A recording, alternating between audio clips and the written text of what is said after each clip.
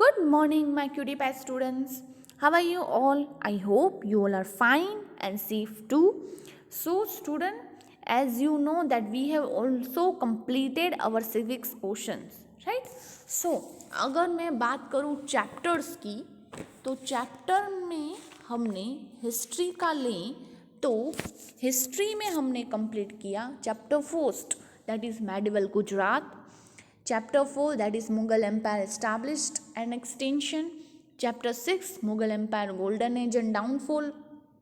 Chapter 8, that was medieval architecture. Chapter 11, that was devotion towards the Almighty. Right ये हमने history के chapters complete किए. और हमने सिविक्स के कौन से किए? Courts and their importance, India social life, then after consumer in the market and public property. ये हमने किए सिविक्स के चैप्टर कंप्लीट. राइट अब हम स्टार्ट करेंगे वो है जियोग्राफी. जो जियोग्राफी में कौन से चैप्टर्स हैं? तो chapter 2, chapter 5 and chapter 12. Chapter 2 है India climate and natural resources. Chapter 5 agriculture industries and transportation. And chapter 6 continents of north and south America and Europe. ये 3 चैप्टर जो है वो हमारे रिमेनिंग है जियोग्राफी में. Rest of other chapter we have already completed. Fine, yeah, but still the written work is remaining. That was we will continue now. I think then in the written work we have already completed chapter 1, chapter 4, chapter 6, chapter 8 and chapter 11. Now our written work in that is remaining, even though we have completed chapter 7, consumer in the market. Now our written work is remaining, courts and their important and public property. 2 chapters are remaining for the written work, and rest of geography are 3 of them is remaining.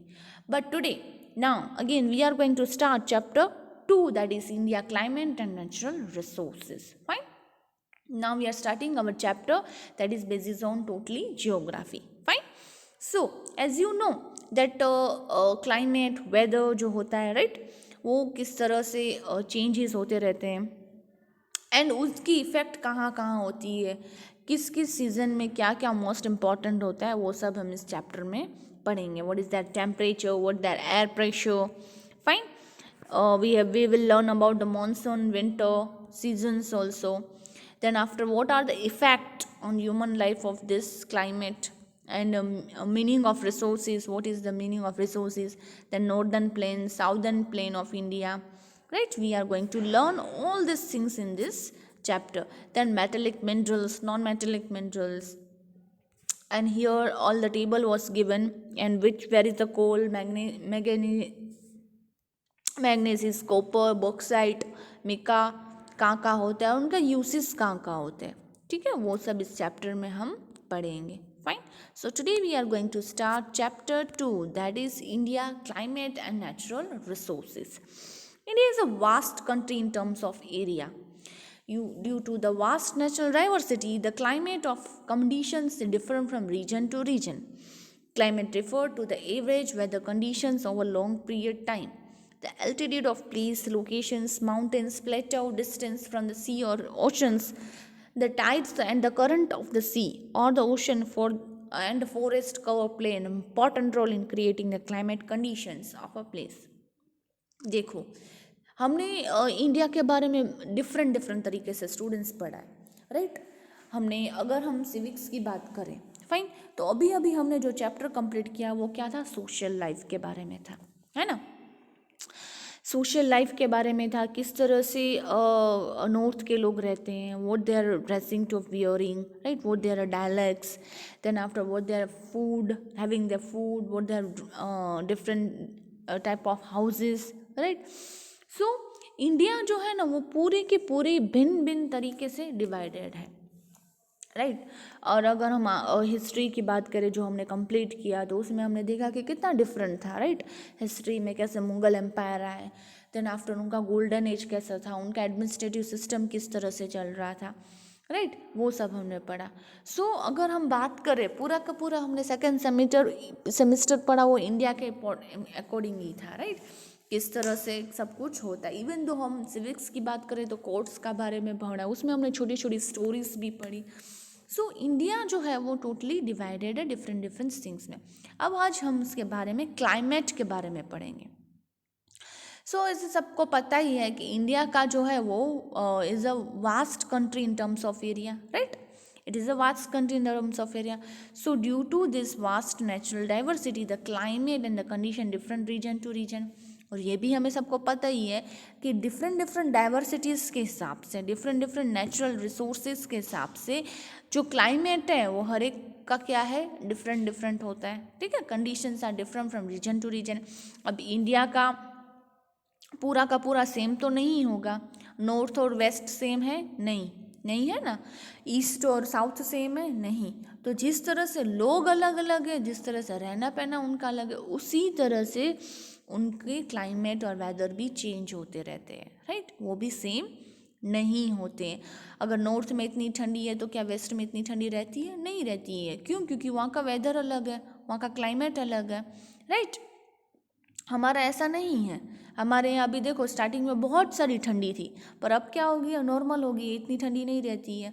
बीच में before उत्तरायण बहुत सारी ठंडी थी, काफ़ी 8-10 दिन तो हमें ऐसे लगा कि जैसे कि बर्फ़ जैसी हवा गिर रही है, ऐसी ठंडी थी.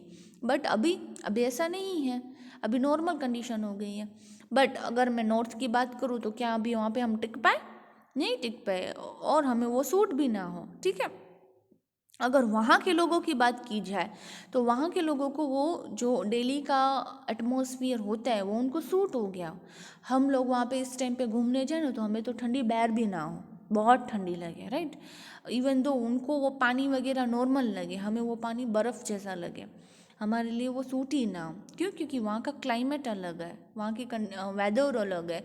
यहाँ के क्लाइमेट और उसमें भी बहुत चेंजेस हो, जैसे कि नॉर्थ में हो वैसे ही वेस्ट में अलग हो. सो जैसे कि डिफरेंट डिफरेंट डाइवर्सिटीज़ है, उसी तरह हमारे कंडीशंस जो है डिफरेंट डिफरेंट रीजन्स है वो बिल्कुल अलग है. Fine. So the altitude of the place, locations, mountain plateaus, distance from sea or oceans, tides of the current sea, ocean, forest play important role in the creating of climate condition of place. तो ये सारे जो climate जो है वो different different क्यों लग रहे हैं? क्योंकि उनके distance, sea, oceans, altitude, location, solar difference, and this is a major important role of climatic condition place. India is situated in the northern hemisphere, lies between 8 north to 37 north latitude. The Tropic of Cancer passes through the middle of the country. Due to this, northern Indian experience a cooler climate and it warm in the central region also.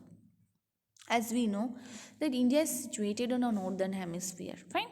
So Tropic of Cancer passes through the middle of the country, fine. So northern due to this the northern India experience cooler climate. North side है India में, वो तो हमें learn ही किया experience क्या होता है. Cooler climate जो होता है, उनको जो क्लाइमेट होता है वो कूल ठंडा हो, and warm in the central region, but कहीं कहीं जगह पे वार्म भी होता है. Several places of the country are more than 1500 kilometers away from the coast. Due to this, those places experience extreme climate condition with the both winter and the summer being served.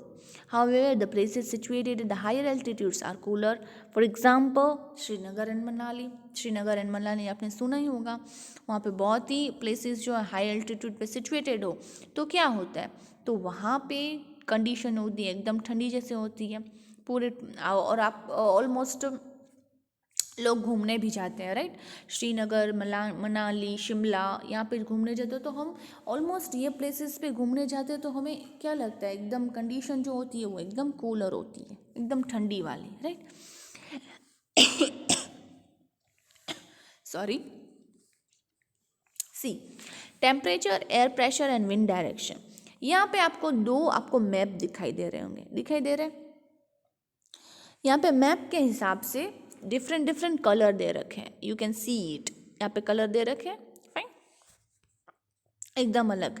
ये क्या है, temperature and wind directions, ठीक है, वो दिखाई दे रहा है.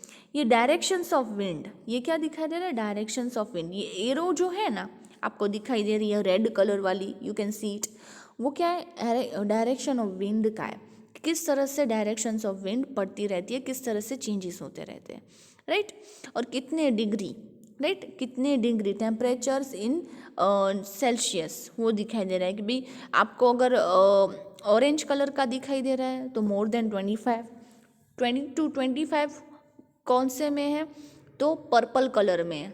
सी यहाँ पे स्केल बॉक्स आपको दिखाई दे रहा है, राइट। और उसमें अगर मैं बात करूँ जो लेफ्ट साइड वाला मैप है उसकी, तो पर्पल कलर दिखाई दे रहा होगा।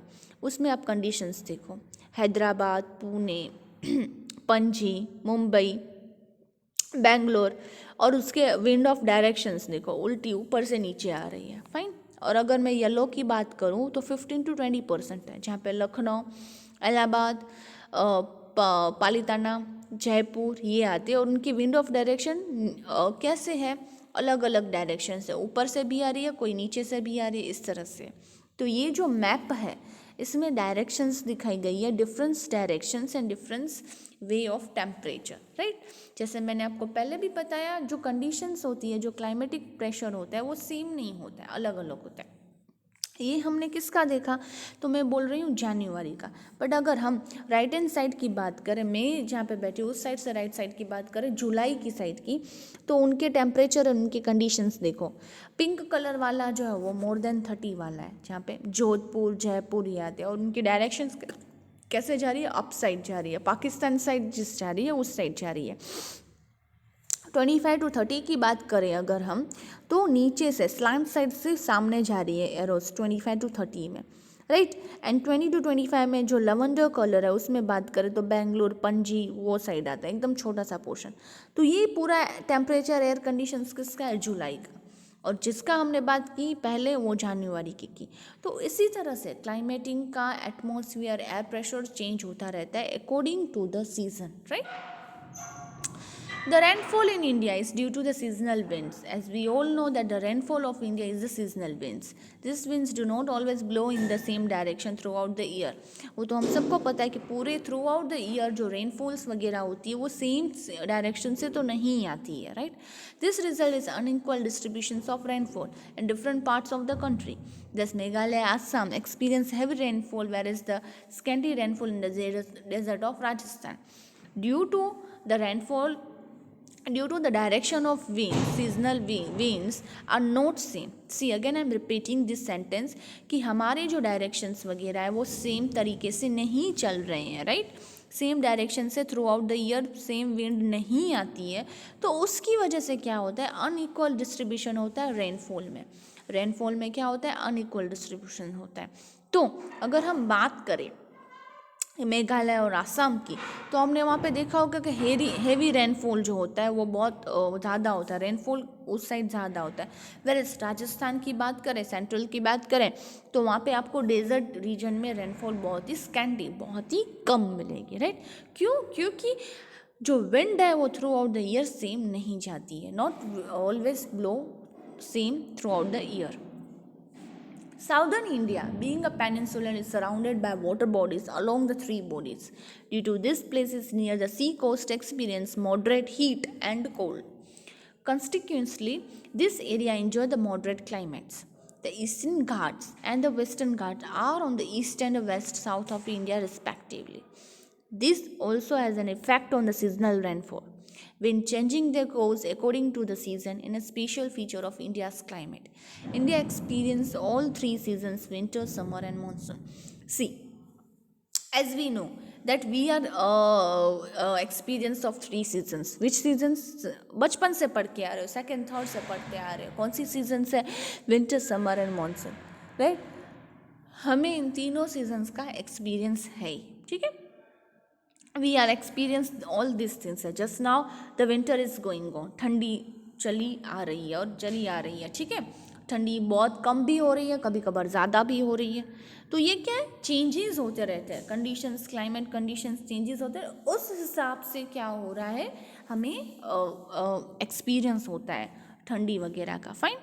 सो हमारे विंड्स जो है changing course according to the seasons, जो चेंजेस आपको ये भी तो पता है किस तरह से, पहले हमने सेमेस्टर फर्स्ट में लर्न ही किया था, राइट, कि भाई रोटेशंस एंड रिवोल्यूशंस के हिसाब से, याद है ना, रोटेशंस क्या होता है, रिवोल्यूशंस क्या होता है, earth on its axis, rotations, right, and वो पूरा का पूरा रिवॉल्व करती है, तो रिवॉल्व करती है, उस हिसाब से क्या होता है, सीजन्स चेंज होती है। वो हमने लर्न किया था सेमेस्टर फर्स्ट में सेकेंड चैप्टर में, कि जिस हिसाब से रोटेट होते जाते हैं, उस हिसाब से रिवॉल्व होते जाते हैं, उस हिसाब से क्या होता जा रहा है, सीजन्स चेंज होती जाती है।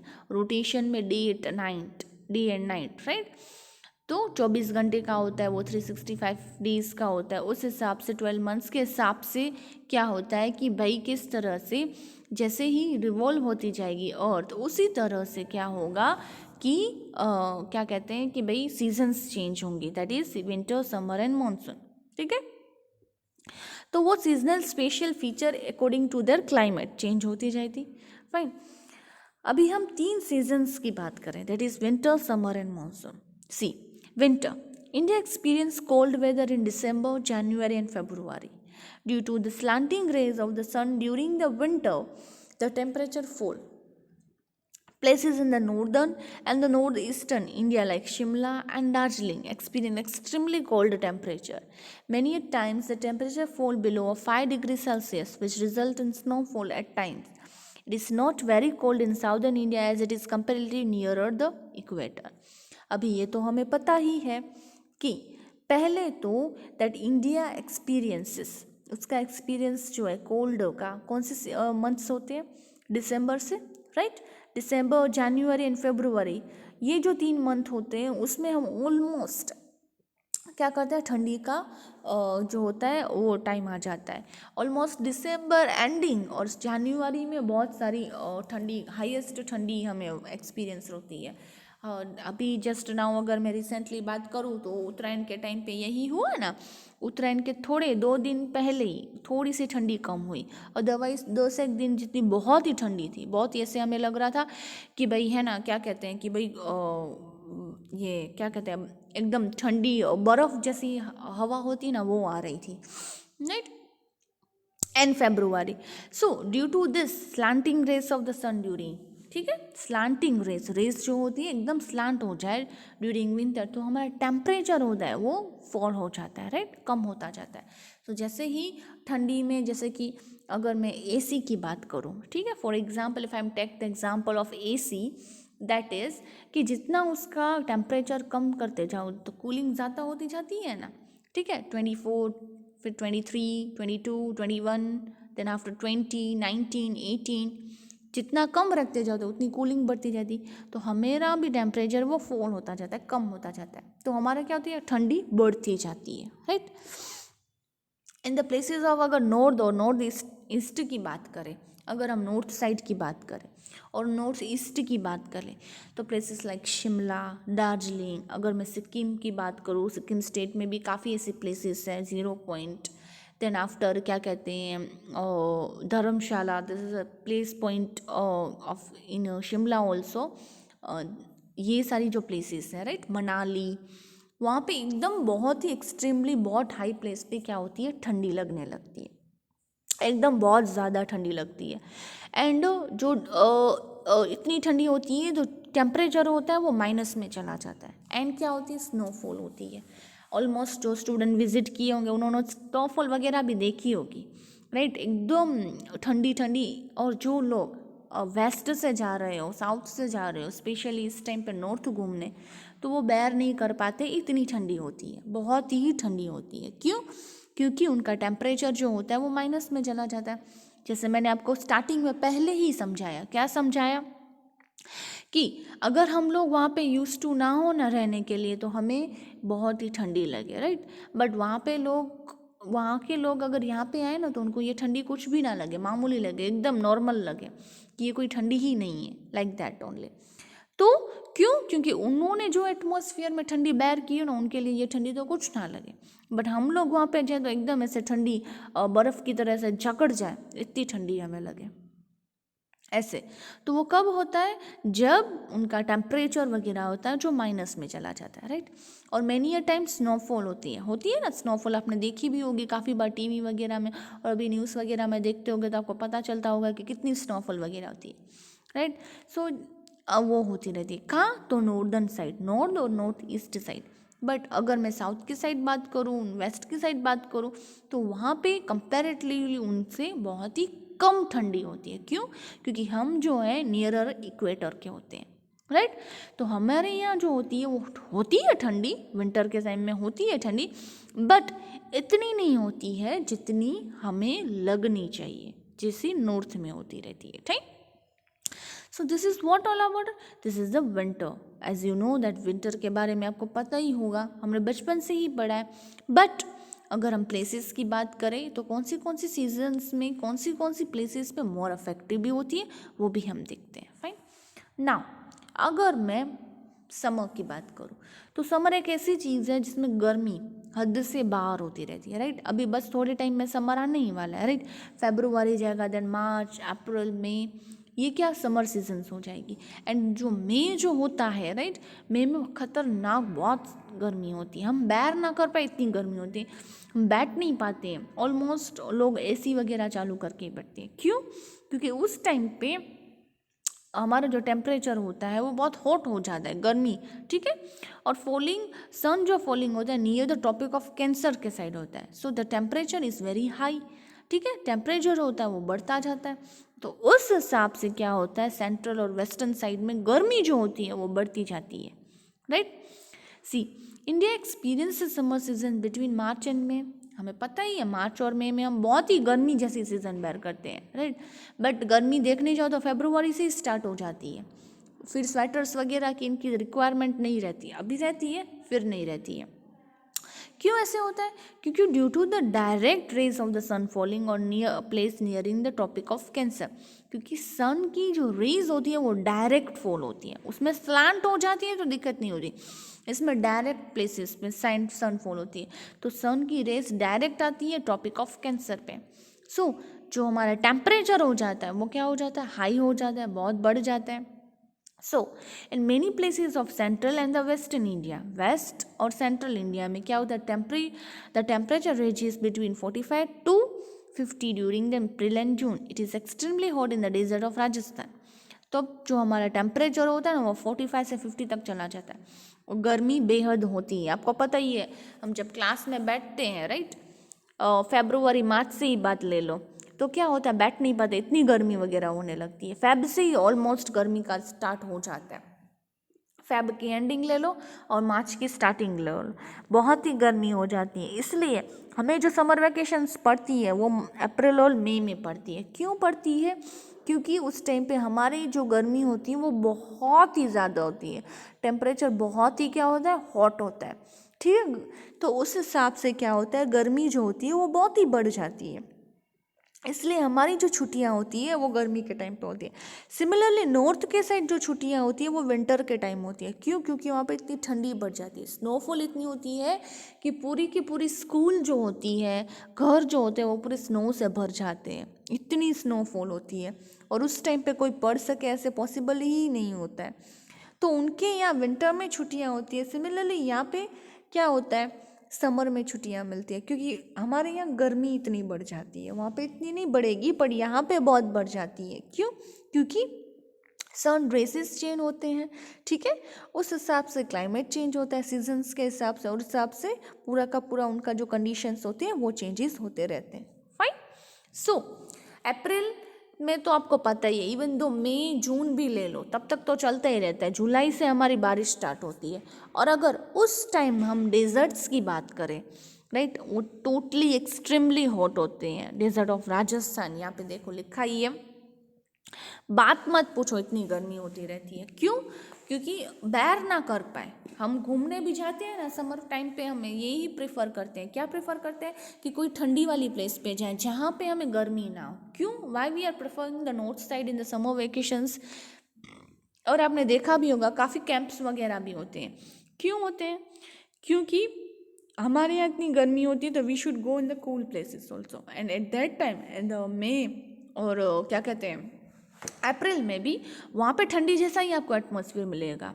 ऐसे टोटली बहुत ठंडी नहीं होगी, स्नोफॉल वगैरह ना हो, बट वेस्ट के कंपेयर में हमें वहाँ पे तब के टाइम पे भी बहुत ठंडी लगे, ऐसा हमें फील होता है, राइट।